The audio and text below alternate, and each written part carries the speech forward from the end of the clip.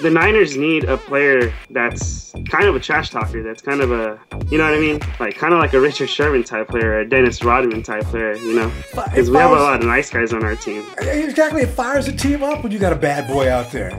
I think we're going to keep all of our picks. I don't think we're going to trade up. We're going to try to get the best talent as we can. Like Chris Borland, he was a third round, and he was one good of a player as a middle linebacker. Are you listening?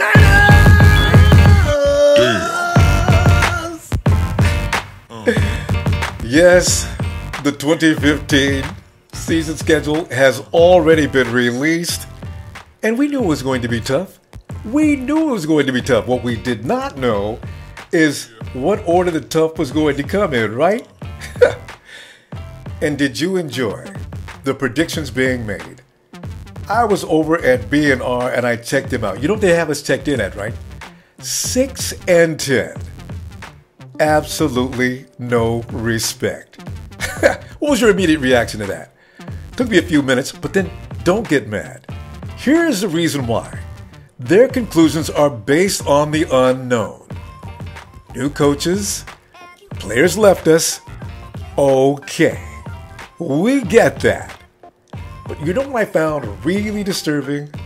Eric Davis, ex-49er Eric Davis of NFL.com and NFL Now. Eric is going over the 49ers schedule, and he says, well, the 49ers, if they lose the opener to Minnesota, that could lead to a 0-4 season. That kind of a start could lead to an implosion. Players, of course, will lose faith in the team and, of course, the coaching staff. And from there, it's on to the top of the 2016 lottery. Blah, blah, blah. Be quiet, Eric. But you know what I found interesting? As I look down through the list, it says here, the matchups. They don't blame Colin Kaepernick in the offense for any incompetency. They look at the 49ers secondary as being the problem. That for most part, Tremaine Brock is too small, and Sharice Wright. Who told them Sharice Wright was going to start next to Tremaine Brock? Sharice loses that job in the first week of preseason. Are they serious? But you know what this does tell me? For sure, I would almost guess now, if there's any doubt in anybody's mind, Trent is going to draft a cornerback in the first round. You can book that right now. Ronbo! I know of a draft scenario that would make you crazy, dude. 49ers used 15th overall pick on cornerback Marcus Peters.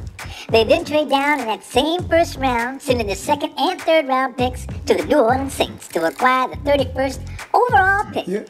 San Francisco then selects wide receiver Doyle Green Beckham. I like that. I knew about that. No, you didn't. Yeah, no, I did. I'll tell you something else, too. What Trent needs to do is what the late Al Davis would have done and pick up nothing but bad boys and dominate. At DEOLB Randy Gregory. Him and DGB will be blazing up on the sidelines when nobody's looking. Oh, no, you did not say. A bad boy, bad boy. MC, that wasn't nice. What you gonna do when they come Don't for pay you? I'll wait for you down in Antonio. Let's see Italian today. A bad boys. What you gonna do? What you gonna do when they come for you? MC Niners a little bit out of control. If they come to the 49ers, they will be better citizens for it. And we don't need to expect any of such problems. MC Niner, that was awful. Let's go on over to the Niner Camp and get your feelings on what's going to take place next week in Chicago. From Concord, California, Alejandro. Alejandro, so nice to meet you, bro. Nice to meet you, too.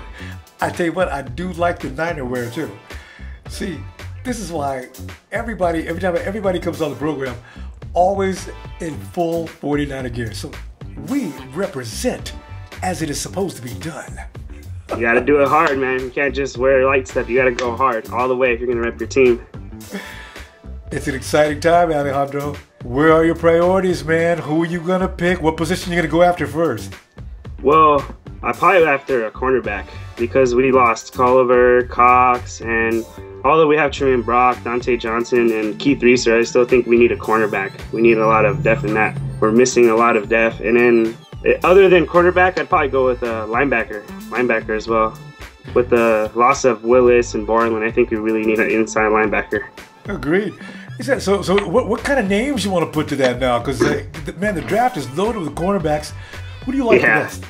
I got to go with Trae Waynes from Michigan State. I mean, I haven't seen him play too much, but when I watched his highlight videos, I was just amazed. He's really good. He's good at covering. He's a ball hawk, too. That's what I love about him. That's what we need in San Francisco. Yeah. How do you feel about Marcus Peters? Oh, I like him, too. I mean, he's a trash talker, too, just like Sherman. I mean, and he was, I don't know if you know, but he was mentored by Marshawn Lynch. Yeah? Yeah. No, I did not know that.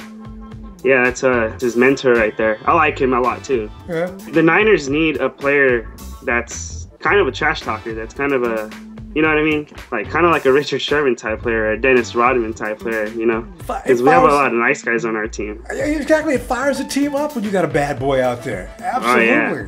Okay, now you mentioned linebackers. Who do you like for your linebacker? Denzel Perryman, the U. He is a beast. He reminds me a lot of Patrick Willis, not just because of 52, but he's just a great tackler. He chases down the ball carrier like this, just like Pat did. Any other guys besides Perryman? I'm gonna be honest with you. I haven't really looked into the inside linebackers. I just know a lot about Perryman, but I think Vick Beasley, is he a outside linebacker or inside linebacker? Beasley's like the hybrid. Beasley could probably go inside, outside, and I'm thinking they'd probably want to put him on the inside. But Beasley can go on. He can go in the OLB as well. There's 2 or 3 guys like that in the draft this year. I don't know, because Willis to me was always of that same mold. I always thought Willis could go either outside or inside, but we know where he became famous, inside. And his coverages, he could play sideline to sideline. Oh man, dude, is going to be tough to replace if there is another Patrick Willis in the draft. I don't know, but we'll have to wait and see on that. Would you pull the trigger on an Ahmad Brooks trade? I don't know. Honestly, I like him as an inside linebacker. The only problem is he's slow. He's not that fast. Yeah. He doesn't have the speed that Willis did. And that's honestly what we need, is someone to replace Willis. And I think Brooks can do it if he improves in his speed, because he has big, long arms. He could just bring guys down like Willis did. But like I said, he really needs to pick up on his speed. Are you fearful of Arik Amstead coming, or is that okay with you? As long as he has someone that could show him the ways, you know? Because the Cowboy's leaving, and Carradine can replace the Cowboy. Mm-hmm. But I like Arik Amstead. I think if someone can just show him, because he's overhyped. I feel like he's a little bit overhyped. Like I said, if someone could show him, I think he can really be Nanakasu times 5, possibly. Because this guy, he's an animal. He's a big dude. You know, he can knock over an offensive lineman like that. And just like Justin Smith used to do, what Justin Smith does more than anything, he takes up a couple of blockers. No one man can ever handle Justin Smith. Not at all. This is why Bowman and Willis were so effective. He doesn't get enough credit for that, but it was Justin who made it possible for them to make all those tackles. Just for the sake of putting on a little pressure, just to put in a little bit of competition in camp. Would you pick up Brett Hundley? I would, because honestly, we don't have any good backups. We don't have Gabbert. Oh man, that guy sucks. But I would take him. Honestly. You know, he'd put pressure on Cap, and all that pressure would make Cap want to go harder, want to just become better, you know? And other than that, we'd have a really good backup. Like if Cap gets hurt, which never really happens, we have Brett Hundley. He's big. He's a big quarterback like Cap. Mm-hmm. He has a strong throwing arm. He's fast. I liked him. I would choose him. I honestly think he'd be a really good pick for us, because we're low on quarterbacks anyways. He seems... I could see him in red and gold is what I'm trying to say. Now, any particular things about the 49ers you want to talk about right now? Well, I'll have 2, but I'll start with the first one. Right. What do you think about Jarryd Hayne, the new guy, Australian rugby star? I like this guy, and I was just reading something about him just a little while ago as well. Jarryd Hayne is confident he's going to make the team. Now see, there is step one right there. If he's confident, and from what Cap is saying about this guy's learning curve is really high, and he comes out and puts in 100% effort every time, he didn't come all the way there to America just to get cut. No, of course not. He's going to make the team, and I can't wait to see him. The first thing I want to do is I want to see him on punt returns and kickoff returns and see if he has that broken field ability that he has. I want to see that in full display. That is good. I know that's going to be dazzling. So yeah, I'm a huge Jarryd Hayne fan. And also the good thing is, you know how we picked up Reggie Bush, right? Yeah. Well, when Reggie Bush was on the Lions, they've been friends for a while. Even when Bush was on the Lions, Bush went over there to Australia to talk to him while Jarryd Hayne was still playing rugby. And now the good thing is they're both on the team now. So maybe Reggie's showing him certain things too of how to play football, how to actually, get that touch of playing football. Maybe he's showing him some things too. And I honestly want to see him as our punt returner, kick returner, because he's probably hard to tackle. I mean, I used to see in his highlight videos, he broke through guys like nothing. Like he just broke through them like with ease. And that's what I want to see him do. He played without pads. I want to see him with pads. How do you feel about all this hate? All this hate for Kaepernick, because this dude, I know people don't like him because he has tattoos, because they think he's cocky and he's overhyped. But what do you think of all the hate that he receives? Unwarranted. And I tell you something else too. This comes from Cap having success coming right out of the gate, and then having failure. But it's not failure as much as it is a coaching mistake. Last year, they took Cap out of his comfort element. All of a sudden, he didn't even get that many snaps during practice in camp that year to even learn what they wanted him to do. And then come game time, of course, surprise, Kaepernick struggles. He's a real coachable guy. He was not about to deviate. If Jim Harbaugh wanted him to run and play from the pocket, he was determined to run and play from the pocket. He stuck with that even though it made him look bad. We're going to see another Colin Kaepernick this year, and the haters need to get ready to shut up. Give me a prediction. Are we going to the playoffs? As a Niner fan, since 1996, the year I was born, we're going to the playoffs. And I come to predict, we got 12 wins. Yeah. I see 12 wins. Alejandro handed it out. I'll back him up on that too. All right, Alejandro. We got to have it, man. It's time for that Niner yell, bro. Are you ready? 3. I'm ready. 2, 1. Niners! Yes. We quickly segue to Killeen, Texas, where Noah awaits. Noah, what's happening, man? What's up, man? Noah, I'm telling you right now, draft day is what's happening right now. Everybody's all excited. Everybody's got an idea of who they want to see drafted. You hear the same names every day, and you know Trent is not paying any attention to any one of us. What is your thinking on what's going to happen on draft day, and who do you want? So, I say that we're going to keep all of our picks, because if you just look at, if you look at like Seattle, I know we don't like them, but look at Richard Sherman, right? He was like a late pick, and he's become one of the best corners. So I think we're going to keep all of our picks. I don't think we're going to trade up. We're going to try to get the best talent as we can. Like Chris Borland, he was a 3rd round, and he was one good of a player as a middle linebacker. I like that. Makes all the sense in the world to me. Now, that said, I understand you have some things you want to say about every fan's favorite guy, with the exception of a few, of course, Colin Kaepernick. What do you got to say, man? I just want to tell the people who don't like Colin Kaepernick, saying he's garbage. Y'all's trying to base this season off of Colin Kaepernick. Yeah, it wasn't so great, but if you look at the end of the year, look how many injuries we had. We had a lot. So, and he's been working with Kurt. People saying he looks like a new man. He's going to be good. I think we're going to be good this year if Colin Kaepernick leads the team the correct way. Now, the correct way meaning he'll be able to run that offense in his style? Or are you thinking more about, will he be jumping into the pocket and become a pocket quarterback? No. If you look at his success, he was a mobile quarterback. He ran. I mean, we was in like bad areas in the game. He ran, he go pick up those first downs with his legs. We saw this year, he was trying to be a pocket passer. Did it work out? No. He threw 10 picks. and that's not the Cohen we're used to seeing. So I think he's gonna be like how he was back when he first came in. He's gonna be the same guy when he came into this league. Good observation. And you realize, of course, most of what we seen last year, it looked disastrous, but do you know that Colin Kaepernick pretty much was equal to what he did the year before? See, people paid too much attention to our win-loss record, and they paid attention to a lot of interceptions.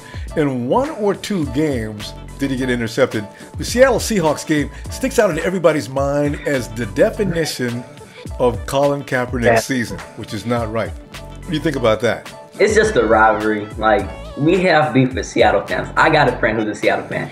We complain back and forth about it. You know, I still get my laughs because of Super Bowl. They just got a good defense, a good defensive scheme. They know how to play against us. Like, and plus we were too obvious with our calls. We did the same plays. They had us just on lockdown. I just got to give Seattle the credit for that. They knew how to stop us. Like that Thanksgiving game, we only scored 3 points. 3. That was the 49er way of playing football. They'll never win you a game. And you know, you mentioned Richard Sherman a couple of times. What if, now I didn't hear you mention this, how about Trae Waynes? Doesn't he remind you a little bit of Sherman-style football? Yes, I like him. I do like him, but I don't think we're going to get him. We got how many picks in this draft? I think Trent's going to try to fill in all the holes as possible to just make us the great team that we used to be in 2011 and up to 2013. Agreed. All right, now the one surprise pick, that one pick that Trent would be so famous for and nobody would see coming. He likes running backs. He also likes players that are injured. There is a possibility Todd Gurley. Remember, the Lassiter guy never panned out. Todd Gurley is injured. He may get passed on by a lot of teams. Would Trent, in the 2nd round, pick up Todd Gurley? Oh yeah, if he goes to the 2nd round, of course we're going to get him. We have to. Because we could always have that extra Marshawn Lynch. He could break tackles. He could make big plays. NFC, it's the NFC West. We got big hitters. So, I don't know. Hopefully he's healthy for the season if we do end up picking him up in the 2015 draft. All right, listen. Go ahead and make that prediction. It's that scary prediction that every 49er fan is scared to make right now. Are we going to the playoffs? I know you're talking about the Super Bowl, but are we going to the playoffs? Yeah, I think we might make the wild card. If we play our cards right, I think we could take it to the Super Bowl, to be honest. If you just look at all the additions that we have made on offense, and yeah, we might have lost some players on defense, but we got players stepping up to the plate. Like they said in that interview with Kaepernick and Jim Tosu, we got some great players. You just got to give them a chance on the field. So I think we can make it to the playoffs, yeah. All right. No negativity coming from no 49er faithful. Noah, good call, man. All right. Now, with that said, you realize, of course, it's your time to display your intense love for the 49ers. It's time for that Niner yell. On my count. 3, 2, 1. Niners! Let's go. 49er youngins. They know what they're talking about. Alejandro, Noah, thanks for joining me today, guys. Well, I'll see you next week, but all between now and then, I'll be seeing you on Facebook, Instagram, Twitter. Look for me, because I'll be looking for you. Wait for it. 7, 6, 5, 4, 3, 2, 1. You'll never have the sacred stone.